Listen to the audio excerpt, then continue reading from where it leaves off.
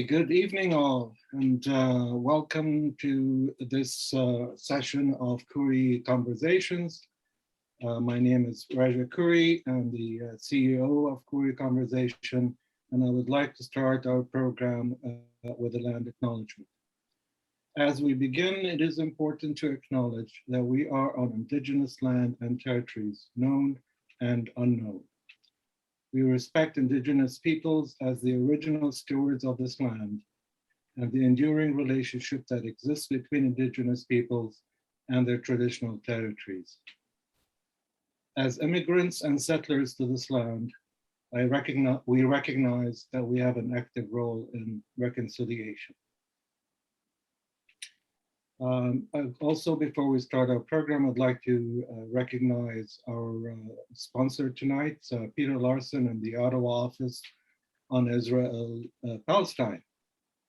Just a quick brief about Kuri Conversations, that this is a dialogical format.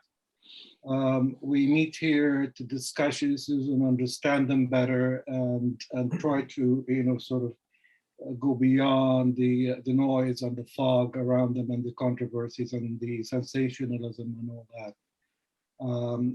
This format is not a debate. We're not looking for winners or losers. We're looking for insight and understanding. And you'll be happy to know that most of our conversations end without any casualties. Now, this particular topic today is understandably a controversial one. It evokes sentiments on many sides. I've heard from people who were upset by the title of this webinar, which is Apartheid in Israel, a threshold crossed and a question mark. We're not making a statement, we're asking a question. Some people found that upsetting, and we will talk about that. I've heard from Palestinians saying, this looks like it's all about Israel. What about the victims? What are the Palestinians? Why isn't there a Palestinian panelist? So, I mean, there's always, room for deficiencies, if you want. We're meeting for an hour, and in that hour, we're going to try to get the best of understanding as to why Human Rights Watch issued its report, what are the reasonings, what's the evidence, and discuss what it means to Canada and what it means to Jewish and the Palestinian communities here. Now, the format is very simple. We will start with Sari Bashi from Human Rights Watch, who will sort of give us the highlights of the report.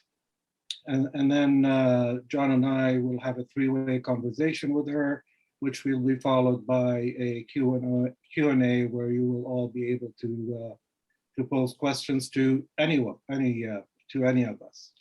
Now, just to note, this session is being recorded, but clearly, none of the participants, the attendees, are actually going to be showing on any screen. So without further ado, I'd like to introduce our wonderful guests tonight, starting with Sari, who is a special advisor to the program office at Human Rights Watch. And she has worked for Human Rights Watch in the past as an Israel and Palestine director. She's an expert in international humanitarian law and has taught the subject at Yale Law School, where she also served as a Robina Foundation Visiting Human Rights Fellow. She lectures and writes on Israeli policy towards the occupied Palestinian territory and is the author of Maqluba, Upside Down Love, a love story about the Israeli occupation. Now, the Arabic-speaking participants today will recognize, Maqluba as a very popular Palestinian dish that's made of some vegetables, meat, rice, all put together in one pot. And once it's ready, you turn the pot over, and that's the upside down part. And you'll have this cake-shaped meal of lovely savory. So That's the maqluba, and many people who have come to my house know what maqluba is, even the word Arabic speakers. Prior to joining Human Rights Watch, Sari co-founded Gisha, the leading Israeli human rights group promoting the right to freedom of movement for Palestinians in Gaza.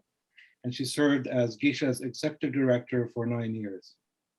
She is licensed in Israel and New York and has clerked on the Israeli Supreme Court.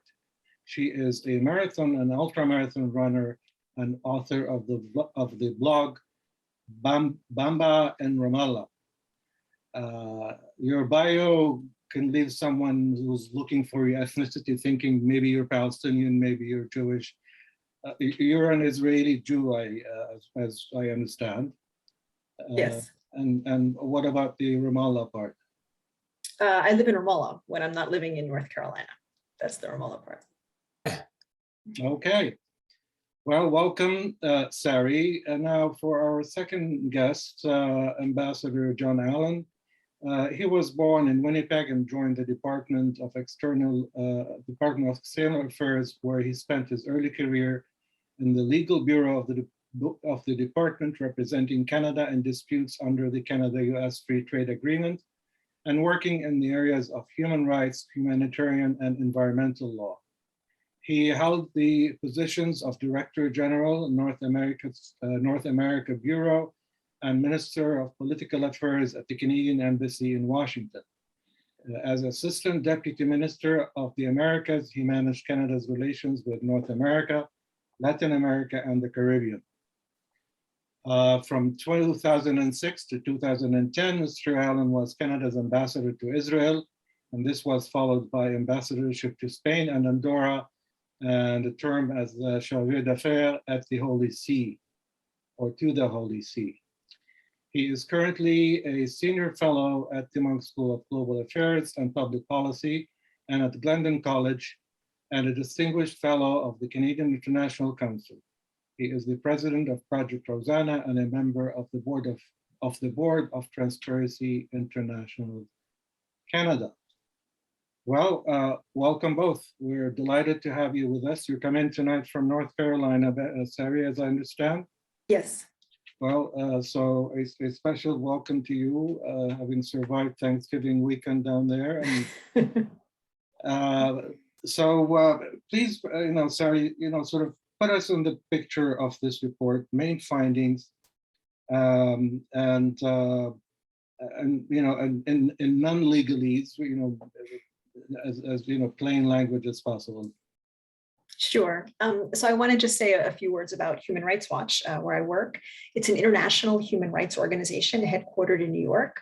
We cover more than 90 countries in the world, reporting on abuses of human rights and international law and advocating for them to end. We've been covering Israel-Palestine for the last 30 years, reporting on serious abuses.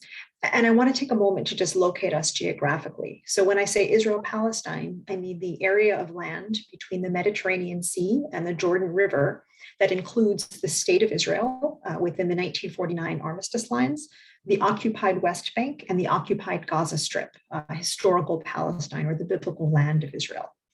Within that territory, there is one authority exercising sovereignty, and that's the Israeli government. And in that territory, there are 7 million Israeli Jews living and 7 million Palestinians living, but they have very different sets of rights and privileges, and they live in different realities. So among the 7 million Israeli Jews, they're all citizens. They have the full rights of citizenship. 5 million Palestinians have no citizenship whatsoever and no civil rights. 2 million Palestinians are second-class citizens. They're citizens of Israel, but they are subject to systematic discrimination. The kinds of abuses we've been reporting on for years include really bad stuff. Soldiers going into the West Bank and arresting children in the middle of the night from their beds, the military seizing more than half of the West Bank for exclusive Israeli Jewish use, a harsh closure of the Gaza Strip that has paralyzed the economy and stunted the horizons of its young people. These serious abuses have been tolerated in part because of a focus on the peace process and the fiction that the 54-year-old occupation of the West Bank and Gaza is temporary. So this year, we decided to try to contribute to changing that paradigm and to getting the Israeli government, but also international actors, including the Canadian government, to focus on the reality on the ground and to end those abuses now without waiting for a two-state solution or any other solution. So for more than a decade, Palestinian scholars, human rights defenders, and intellectuals have determined that the crimes against humanity of apartheid and persecution are being committed in Israel-Palestine. And in April of this year, we followed their lead and published a report on apartheid and persecution called A Threshold Crossed. So I want to just clarify what the report found. Apartheid is a crime against humanity that has three main elements. I'll go easy on the legalese, but basically the crime is committed when there is an intent by the authorities to maintain the domination of one racial group over another. That's the first element. The second element is a context of systematic oppression. And the third element is the commission of inhumane acts. So this is not an insult or a comparison with South Africa. This is a crime that has a legal definition. And our research determined that that definition is being met. So what changed? Why, from our point of view, has the threshold been crossed? The abuses have been going on for decades, but what's become impossible to ignore is the intent behind those abuses. And that's an intent to maintain the domination of Jewish Israelis over Palestinians. So what made us say that? What made us not be able to refrain from saying that? Well, I'll give you a couple. Oops. Looks like we lost Bashi, and I'm sure she will be joining us momentarily. While that happens, Jon, as we know, the apartheid, business, the expression is highly, controversial, and for many Jews, even progressive Zionists, we would say, well, maybe it's true in the occupied territories, but not in Israel itself. But perhaps you can shed the light, as I know you're here as a former ambassador, but you're a member of the Jewish community, as to and I believe people who say this is upsetting. Using the word apartheid in relation to Israel is upsetting. Why is it so upsetting? Why does it really touch people at a deep level? Well, I don't necessarily want to start by talking about, here's Sari back. So Sari, you're muted now. I'm terribly sorry, my computer just restarted, but can you hear me now this way? Yes, we do. We can. Okay. You're good. You must be using Microsoft. I'm using a computer that I think I won't use again because it's continuously restarted. I'll see if I can get it back, but let me continue. I'm sorry about that. Yeah, we had a chance to say things about you that You were saying that the intent had changed. Yeah. So let me try to give a couple of examples, and then I'll try to get back onto my computer. So we were saying the intent had changed. The intent had become pretty transparent. So what do we mean by intent? So for example, in 2018, the Israeli parliament passed what's called the nation state law, which is a law that affirms Israel as the nation state of the Jewish people. And it declares that within that territory, the right to self-determination is unique to the Jewish people. And Jewish settlement, as opposed to Palestinian or any other settlement, is a national priority. The Israeli government has been more open about its intent to maintain Jewish demographic superiority throughout the space. So, for example, in 2003, the Israeli government passed a law banning Palestinian citizens of Israel from bringing their spouses, their Palestinian spouses, into Israel. If you marry a Palestinian resident of Gaza and the West Bank, as many Palestinian citizens of Israel do, you have to leave the country in order to be with them. And in the beginning, there was an explanation that that was necessary for security, but recently that's become clear that that's not the case. In 2005, Prime Minister Ariel Sharon commented on the law and said there's no need to hide behind security arguments. There's a need for the existence of a Jewish state. And former Prime Minister Benjamin Netanyahu said, instead of making it easier for Palestinians to get citizenship, we should make the process much more difficult in order to ensure a Jewish majority. There's a transparent intent to maximize the land available for Jewish communities and to concentrate Palestinians into dense population centers, effectively isolated enclaves. So in the West Bank, the Israeli government has said that it has an intent it wants to remove any trace of doubt about its intention to control the West Bank forever. In Gaza, the Israeli government is essentially closing 2 million people in a dense area the size of the city of Philadelphia. It's preventing them from traveling to Israel or the West Bank or even leaving. And it's encouraging, coercing, and in some cases forcing Palestinians in the West Bank to move to Gaza, for example, in order to be with their loved ones. And that takes Gaza off the demographic balance sheet and leaves the rest of the area, Israel and most of the West Bank, for Jewish settlement. And in Jerusalem, there's a transparent and official policy to maintain a solid Jewish majority. This intent to dominate is accompanied by inhumane acts. I mentioned a few of them. These include forced transfer of Palestinians from their land, movement restrictions in both the West Bank and Gaza, seizure of land. More than 30% of Israeli Jewish settlements in the West Bank are on land that the government acknowledges is privately owned by Palestinians, and residency and citizenship policies that cancel residency, Palestinian residency, for tens of thousands of Palestinians, meaning they have to leave. They can't even be in the West Bank or Gaza, and also denying the right of return to more than 6 million Palestinian refugees. They're not allowed to come back to their lands.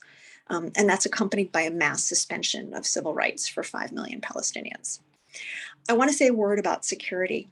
Many of these policies have no security justification whatsoever. So denying building permits to Palestinians in the West Bank or expropriating their land has nothing to do with security.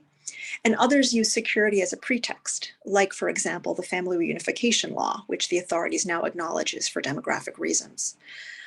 Even if there is a security motivation behind some of these policies, that motivation doesn't negate the intent to dominate, and it doesn't provide a carte blanche for crimes against humanity.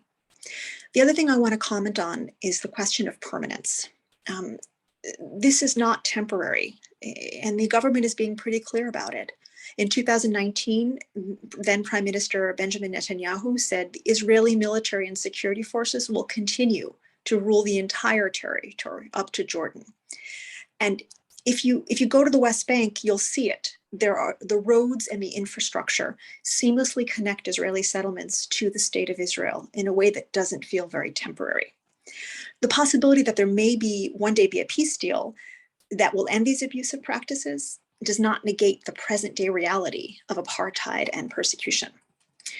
Raja, you started by asking about my background. Let me locate myself in this system. When apartheid is being committed, you don't get to choose your place in the racial hierarchy. 68 years ago, my father fled to Israel, and the Israeli authorities classified him as Jewish in the population registry they control. He's also Arab, born in Iraq to Arabic-speaking parents. They granted him the rights and the privileges reserved for Jews, and I inherited that status from him. So I can get top quality medical care while Palestinians in Gaza die while waiting for a permit to reach a hospital appointment. I can travel freely while Palestinians are confined to enclaves. I can choose my place of residence in towns that the government builds for Jews, while the Israeli authorities demolish Palestinian homes, choke the development of Palestinian towns, and exclude Palestinians from Jewish-only communities. As you might imagine, this is not the system that I want. It's not the system Palestinians want. And our hope is that by publishing the report, we can encourage people and governments, including the Canadian government, to name that crime against humanity and work to end it. Thanks. Thank you, Sari. I mean, it's hard to summarize a 270-page report in 10 minutes, but you managed to do a good job. And I would like, before I ask Jon to sort of respond with his thoughts on this report, one thing you said caught my attention, and you cited, the maintenance of, Jewish numbers, the majority, as one of the sort of factors that influence the report. Now we know that the concept of Zionism is really about maintaining a Jewish majority state. So, what are you actually saying there? Look, international law allows a country, for example, to determine immigration policies. There's actually a lot of latitude for the Israeli government to encourage Jewish immigration. What they can't do is discriminate against the people who are already there or prevent people who have a right to return from coming back. So if you want to encourage Jewish immigration, that's fine. You can't deny 7 million or 6 million Palestinian refugees their right to return to the homes that they fled or were forced from in 1948. And you can't discriminate against the 7 million Palestinians already living there. Okay, well, of course, the right of return is another one of those sort of big issues, and is one of the stumbling blocks in the previous, peace talks. Jon, I mean, please, having heard Sari give these highlights, what was going through your mind? What were you thinking? What's your... Well, I to be honest, Raja, I've thought about it before just hearing Sari, because I've read the report, and I had a pretty good idea what she was going to say. First of all, let me congratulate Human Rights Watch for the work it does. I've been reading its reports ever since I worked on human rights in foreign affairs. I remember meeting with Ken Roth in the 90s when we were both working on the International Criminal Court, and we were trying to strategize about how we could get the Americans on board. We didn't obviously succeed on that. I do want to make, though, a couple of points regarding the report, the way it was written in a way, and the unfortunate use of the word of apartheid. I actually agree with what Raja had to say in an article that he wrote in the Toronto Star some time ago, that in some ways it's unfortunate that the Apartheid Convention and that the Rome Statute didn't come up with different names for the crimes they define. And it's unfortunate in a way that Human Rights Watch had to use that term again, apartheid. I understand why Human Rights Watch used it, and they are legal definitions at international law, and states have signed up to these conventions and treaties in which they're found. But the use of the word apartheid, unfortunately, detracts from the criticisms that Human Rights Watch and B'Tselem before it have made. The focus inevitably shifts to a discussion about whether Israel's actions are the equivalent of South Africa's. And many readers of media reports just stop there. They never read your report. They never read your summary. Now, the two are obviously not the same, and you've made that clear in the report, and you made it clear today, but it's nonetheless difficult. It's also unfortunate that, as Americans for Peace Now and others have stated, that the critics of your report tend to denigrate Human Rights Watch and the drafters of the report rather than engaging in a real conversation about its merits. And I'm glad, Raja, that we can actually do that. But my second point is a little more substantive in the sense that I thought it was unfortunate that Human Rights Watch included a discussion of Israel proper in the same document. Once again, the inclusion of Israel proper allowed the focus of attention to shift what's taking place in the West Bank and Gaza, which I agree, I fully agree, fits the definitions both in the Rome Statute and in the Apartheid Convention. But it shifts it to a discussion about what's going on in Israel. And while I agree that what's happening in the West Bank and Gaza falls within the definition, I don't agree that what is happening within Israel proper, within the Green Line, does fall within those definitions.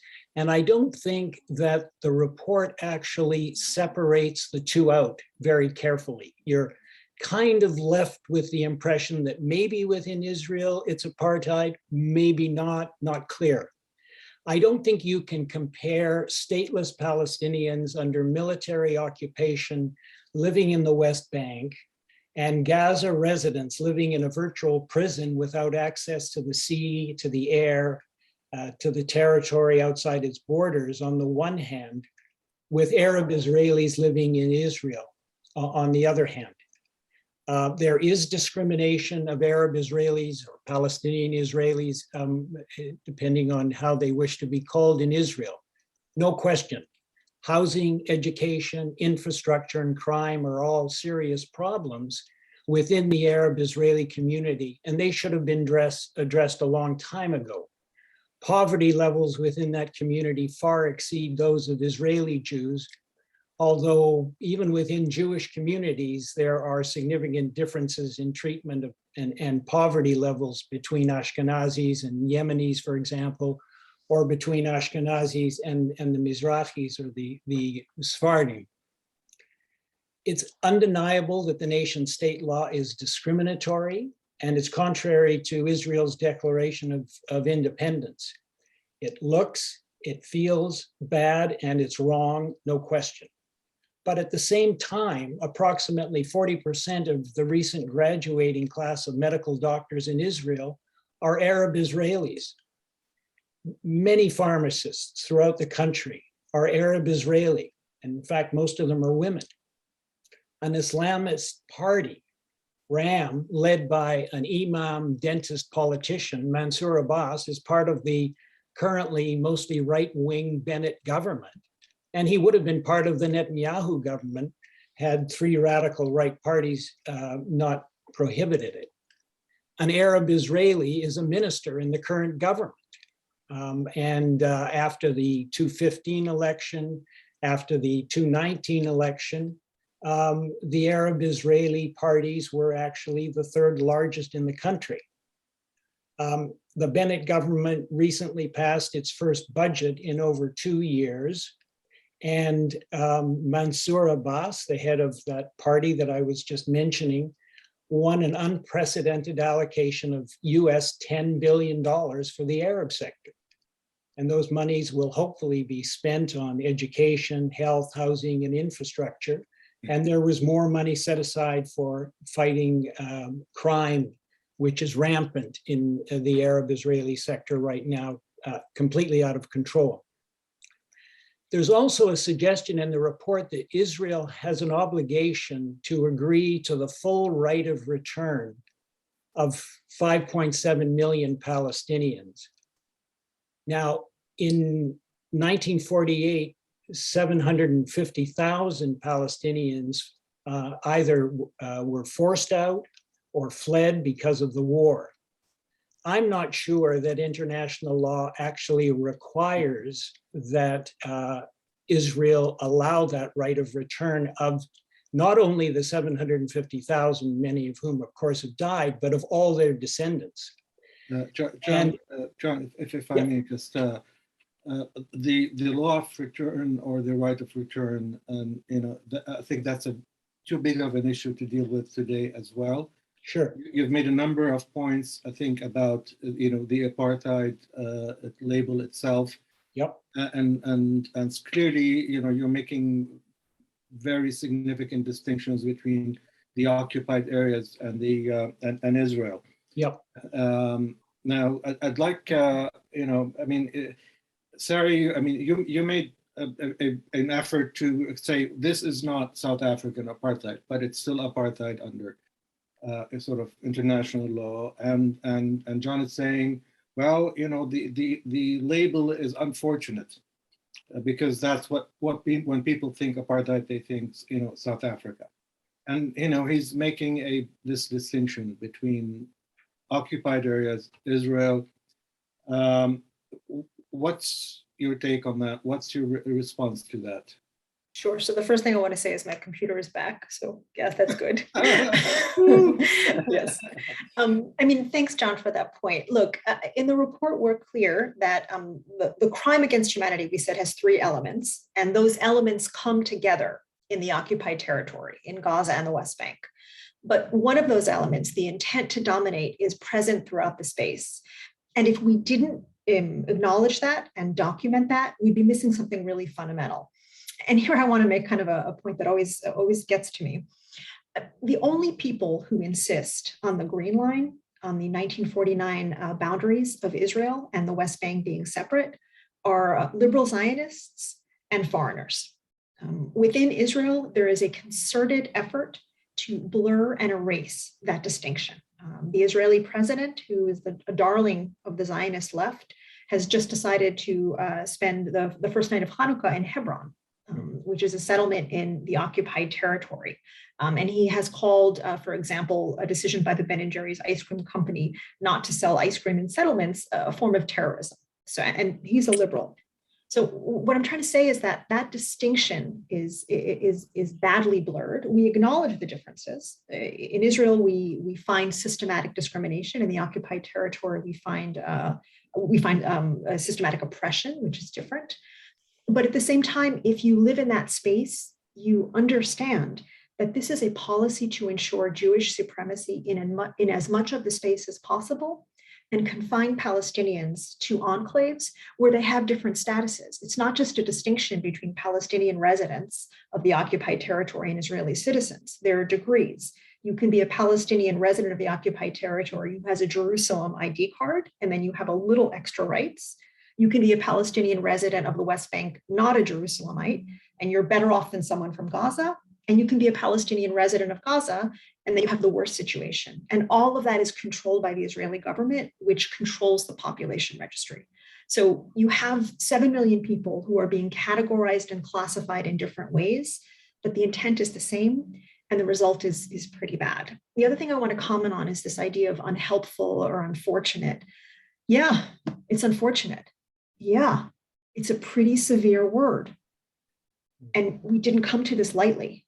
A lot of people said we came to it late because we were very reluctant to make that determination about intent until the evidence was so overwhelming, we couldn't ignore it. And I'll say that, you know, we are late in following the lead of our Palestinian partners who live that reality and who for years have been saying it's apartheid. Well, I think when I said it was unfortunate, it's the word that's unfortunate. The description and the intent, of course, are a reality. But Raja, I would like to come back to the right of return, because it does go a little bit to the heart of the problem here. And it's a question that you and I have discussed before.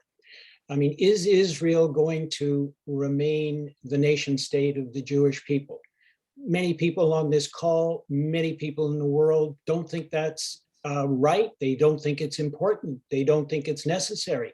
They think it's discriminatory.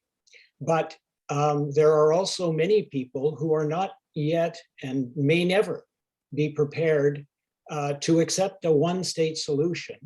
And a full right of return of 7 million people will mean a one-state solution in which the state of the Jewish people will disappear. And I think that is something that the report actually talks about, a legal right of return for all of the descendants, and that is something that again, I'm not sure that it's correct under international law, but even if it is correct under international law, it's only going to lead to a continuation of the conflict. What we need is 2 separate states where all Palestinians in the West Bank and Gaza have full rights and sovereignty over their own territory. And nobody will discriminate against them except themselves. Okay. I think the report actually addresses that, and I think, I'm not sure that it's going to lead to the kind of human rights situation that either any of us or Human Rights Watch wants to see in 20 or 30 years. Okay, I promise we will come back soon to talk about the right of return, because that's, while related, is a much bigger issue on its own. I'd like to ask our attendees to start putting questions in the Q&A. One thing new that we're doing today is you can upvote a question. So if you see a question in the Q&A that you like, you can upvote that by clicking the thumbs up button, and that will push it up to the top of the list, and we'll try and get to as many questions as possible, of course. Now, I'd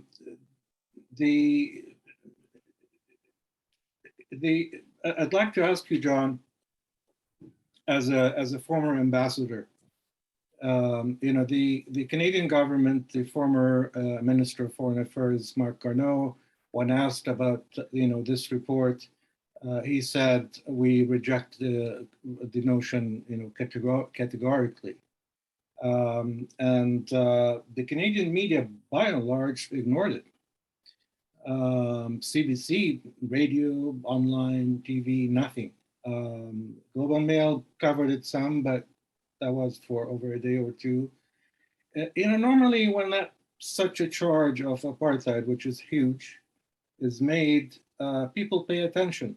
And as I mentioned in the Toronto story that you referred to earlier, I didn't try in dialogue with Jewish colleagues. I always avoided using the A word because it was controversial, and then you end up fighting and arguing whether it's truly apartheid or not. So let's set that aside and talk about ending occupation, oppression, and those kinds of things. Sure. But when B'Tselem and Human Rights Watch, these are not organizations whose agenda includes advocating against Israel or bashing it or anti-Semitism or any of that. These are human rights organizations. Right. Come out and say something like that. You just can't ignore it. And the main reason I wanted to have this conversation today is that, you can't ignore it. So why do you think, the Canadian government basically completely ignored it, and most institutions and the media ignored it? And after that, I'd like to also hear from Sari from a human rights perspective. Okay, it's been ignored by and large. What do we do now? So Jon, first, your analysis as a former diplomat. Well, I'll start by saying the Canadian government has on its website that settlements are illegal. It criticizes the occupation. We never hear the Canadian government criticizing the settlements. We never hear the Canadian government criticizing the expansion of settlements. On this issue, I recall the State Department basically disagreeing with the report. It's rare on an issue that is of not direct interest to the Canadian government for it to take a lead when the Europeans and the Americans aren't speaking out. Unfortunately, and I say this very unfortunately, this is a reflection of the fact that Palestinian rights are not high on the agenda of this government, or of the government of the United States, or of the various governments in Europe. They're not in high enough interest. They're not protesting the recent designation of 6 Palestinian NGOs who essentially advocate for the rights, the human rights of Palestinians, and have been legitimate and actually can't really provide hard evidence for why they've designated them. So why haven't they raised it? Because it's not a high enough interest. They frankly don't want to raise the hackles of the well-organized and well-funded Jewish community. And unfortunately, in Canada, the Palestinian community, the Arab community, the Muslim community are not organized, and they don't speak up. They aren't providing the kind of advocacy on these issues that are needed to move the government. Why isn't somebody, writing in the press about this and demanding that, as you say, the minister or the prime minister respond?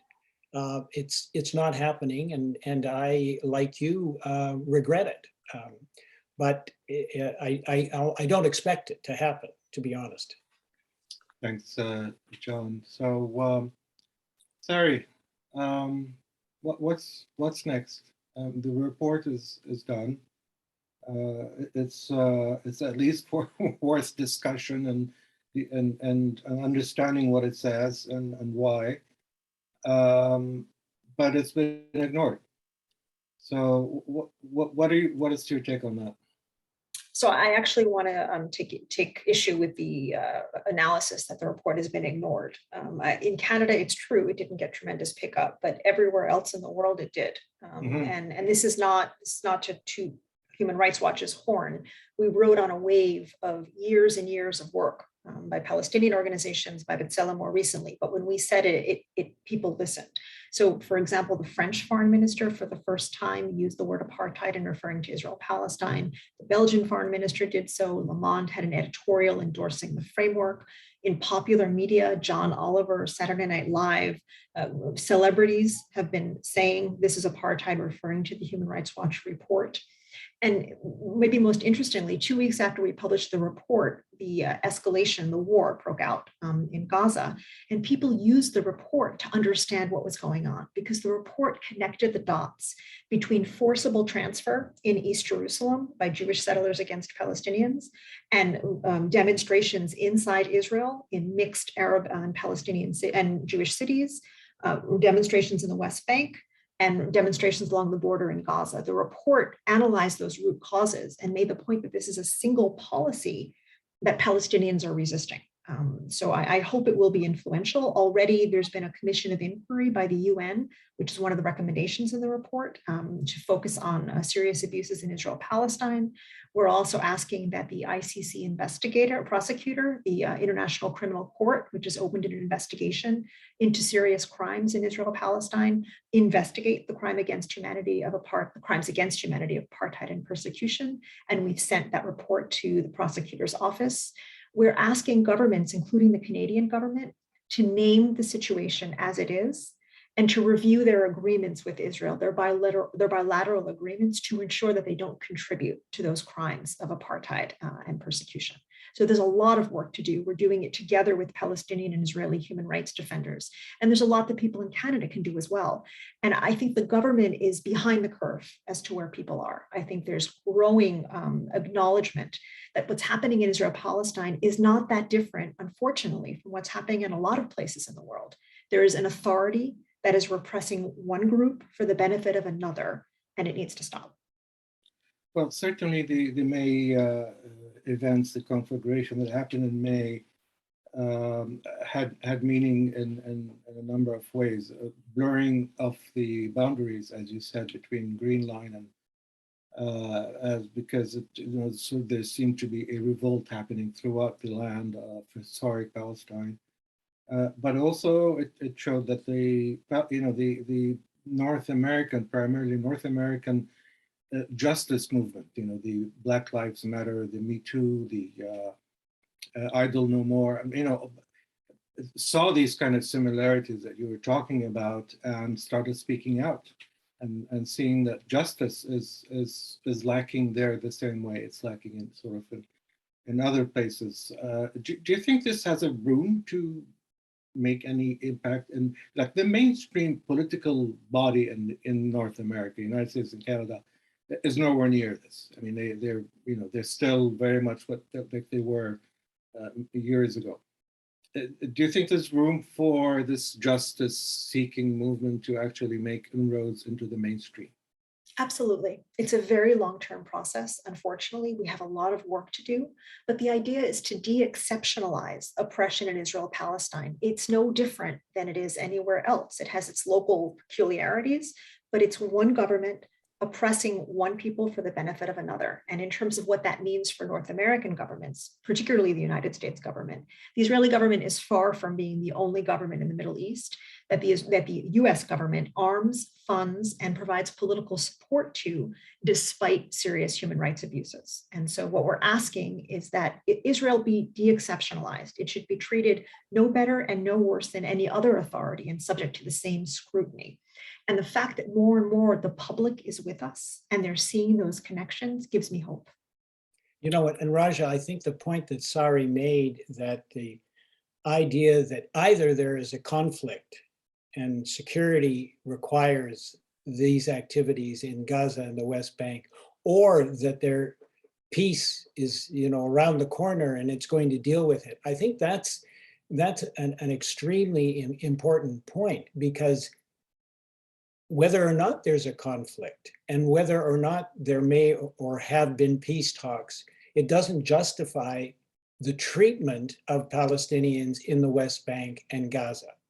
It doesn't justify the day-to-day treatment of the home demolitions and the arrests and the treatment of Palestinians at the checkpoints, never mind the day-to-day treatment of Palestinians as not as human beings. So, I mean, I know that people will say, well, this is different. There's a conflict, and look at the rockets from Gaza. There may well be a conflict, and we can argue about why that's taking place, but it doesn't justify the day-to-day activities of the IDF forces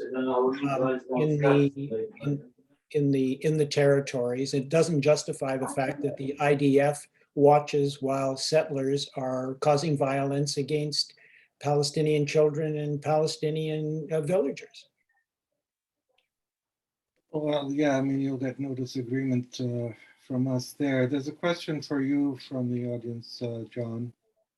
It says,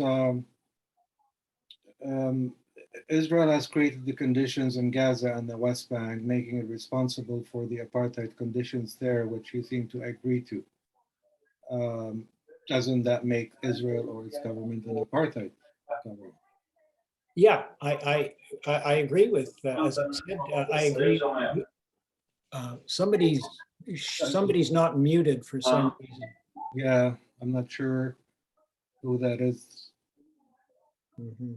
Yes, anyways, I in response to the question, I agree that Israel is committing those offenses, all three elements of those offenses in Gaza and the West Bank. My point was that I think there's a difference between its treatment of Arab Israelis or Palestinian Israelis within the Green Line and those in other places. You can make the argument, frankly, if you took a look at the way Canada's treatment of its Indigenous people, and certainly the treatment of American Blacks, they fit pretty close to those three definitions. And you could make the argument that there's apartheid in Canada and continuing apartheid, the systemic discrimination, the acts, the deaths that occur by police on a daily basis in the United States. I mean, there's an argument to be made that it's not just Israel, and it's not a lot of other countries where this kind of treatment is going on, but it's happening to some extent in our own countries and has happened in our own countries. I'm not suggesting that, I'm not saying here that don't criticize Israel because it's happening in other places. I'm just saying that those elements of the crime are not far from what we've seen in North America. Sari, any thoughts on that? I mean, just to say that, yes, I mean, Human Rights Watch has also made a determination of apartheid and persecution in Myanmar in terms of the treatment of Rohingya Muslims. We're very careful in making those determinations, but it's certainly not unique to Israel-Palestine. Maybe I'll just say one thing about John's earlier comment about one state, two states. Just to be clear, Human Rights Watch doesn't take a position on what political solution there should be at some point in Israel-Palestine. And our report doesn't argue for a one-state solution. The Israeli government and the Palestinian Authority and anyone else can have any political solution they want. What they can't do is abuse and oppress people's rights, and that's what we're focusing on. I've just got a question here, interesting question. people who are using the word apartheid are often described or accused of being anti-Semitic. There is a sort of a right-wing faction that is making even the expression "Free Palestine" as being accused of being anti-Semitic. We've had issues here in the Toronto School Board around that. We had issues on university campuses. Many of these sort of words are being weaponized. How, to both of you, I guess, very short, responses. I mean, the issue of anti-Semitism, as we've always sort of known it, is a huge issue, obviously, and it does exist, and it's been around for millennia, some people say. But then there's the political side of anti-Semitism, the anti-Zionism being anti-Semitism, according to some people, as if you can expect any Palestinian to be for Zionism. I find that disturbing as a human rights defender myself, because anti-Semitism should be clear for what it is in terms of hatred of Jews, that for being sort of Jewish, and this politicization business I find it very disturbing, because it takes away from the issue. Just some quick final thoughts from you two before we finish our session today. Sorry. Yeah, I mean, as a Jewish Israeli, I'm very troubled and offended by people suggesting that advocating for freedom and justice and dignity is anti-Semitic, and it distracts from the really necessary and important battle against actual anti-Semitism. I used to be more conciliatory about it, but I'll be really honest. I'm tired of people lobbying charges of anti-Semitism against anybody who dares criticize the actions of the Israeli authorities. The Israeli authorities are wielding power. They need to be held accountable for that power. And that has nothing to do with the very, very, very important fight against horrific anti-Semitism that does exist. But we undermine that fight when we confuse it with things that do not belong to it. A government is responsible for the authority it wields, full stop. And people, human beings and Jewish people, have a right to be protected from anti-Semitism. And Jewish people have a right to criticize Israel without being called self-hating Jews or without being called anti-Semitic. Yeah. Unfortunately, the only people that are speaking up against what's going on in Israel these days are, to my mind, it's too much sort of liberal Zionists in North America and Europe that are speaking up, whereas the voices should be louder and more pluralistic, and our governments should be speaking up without worrying about being called anti-Israel or anti-Zionist or anti-Semitic. As Sari says, we're looking at the actions of a government in Israel or the United States or in Myanmar or anywhere else. Yeah, I mean, it's unfortunate that anti-Semitism has been politicized this way. Again, I say that because it is, and it really distracts often from dealing with the issues of the real issues of the occupation, and how can we have a peaceful life for everybody in that region, and freedom, prosperity, and human rights for all. I just sounded like a preacher. Thank you both so much. This was intense, but it was very informative and very civilized. And as promised, no casualties.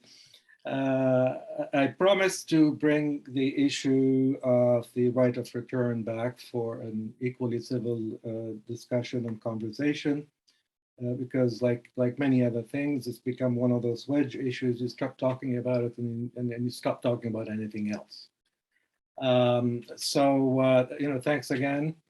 I'd like to announce that on February the 8th, we will be having a conversation with an organization that's based in New York called Telos, T-E-L-O-S, not Telos, the media company. It's a peace building organization. They develop peace builders to deal with issues that are complex and very polarized, and no one is listening to anyone. Like many of the issues these days are, from vaccinations to Trump to God knows what else. Everything is polarized. So we'll talk about peace building, both critically and informatively, to see what's being done, what's working and what's not working. The name of our guest will be Greg Khalil. He's the CEO of the organization and the co-founder. So we hope to see you all then. Until then, happy holidays, happy Hanukkah, Merry Christmas, and thanks once more to you and everyone who joined us today. Thank Thank you. you, Raja. Good night, Like always. everyone. Yeah. Good night. Bye-bye.